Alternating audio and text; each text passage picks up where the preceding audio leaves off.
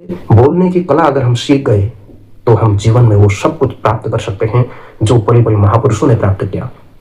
विवेकानंद जी ऐसे ही विवेकानंद नहीं बने, उनको बोलने का तरीका आया। बोल तो दुनिया भर के अनेक लोग रहे थे वहां पर, पूरे संसार के बड़े बड़े लोग आए थे, लेकिन उन्होंने केवल एक शब्द से बोला, भाइयों और बहनों, जो तालियों की घबराहट हुई। उसके बाद ऐसे अनेक महापुरुषों के जीवन दृष्टि को आप देखेंगे, चाहे कोई भी महापुरुष को ले लीजिए, राम कृष्ण भगवान, हमारे अवतारिक पुरुषों से लेकर के महापुरुषों तक, किसी को भी ले लीजिए, उन्होंने अपने जीवन में बोलने के कौशल को ही सबसे आगे रखा।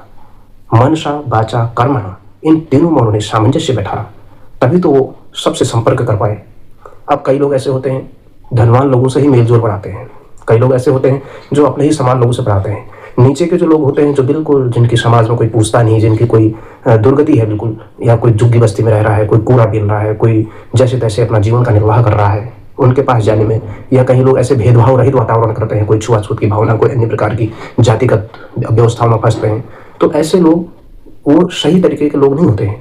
हमें सबके साथ बातचीत रखना, बोलना, समरसतापूर्ण वातावरण ये बनाना, तो ये बोलने की कला में भी हमको महत्वपूर्ण बात करती है। हम चाहे कितना ही हम धनाढ़ व्यक्ति से बात कर रहे हो या कितने भी निर्धन व्यक्ति से बात कर रहे हो, सबसे समान रूप से सही तरीके से अपने बोलने के कौशल को प्रभावी ढंग से रखना, ताकि सामने वाले को यह न लगे कि हमारे साथ भेदभाव हो रहा है।